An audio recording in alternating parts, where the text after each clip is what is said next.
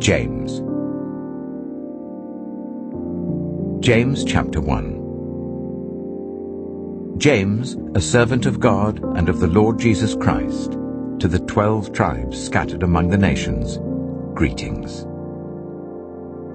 Consider it pure joy, my brothers and sisters, whenever you face trials of many kinds, because you know that the testing of your faith produces perseverance.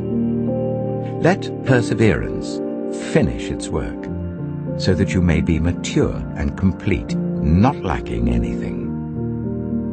If any of you lacks wisdom, you should ask God, who gives generously to all, without finding fault, and it will be given to you. But when you ask, you must believe and not doubt, because the one who doubts is like a wave of the sea, blown and tossed by the wind. That person should not expect to receive anything from the Lord. Such a person is double-minded and unstable in all they do.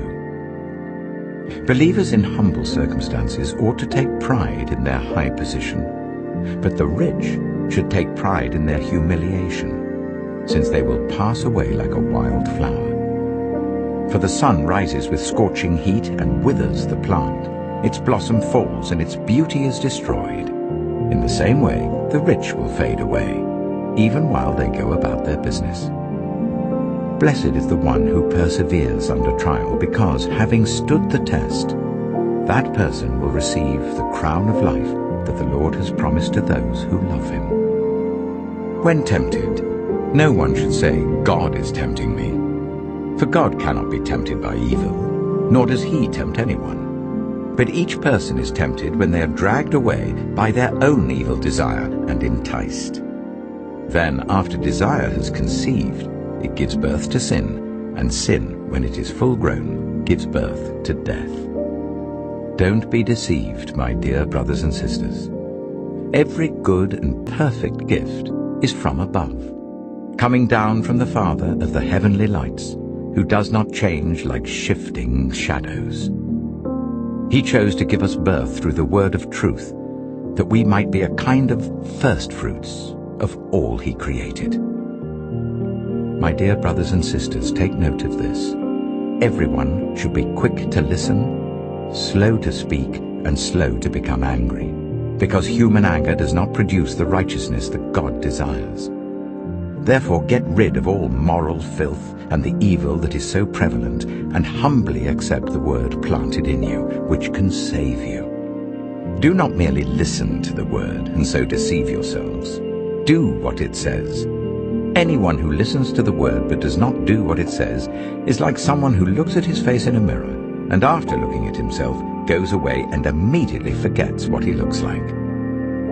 But whoever looks intently into the perfect law that gives freedom and continues in it, not forgetting what they have heard, but doing it, they will be blessed in what they do.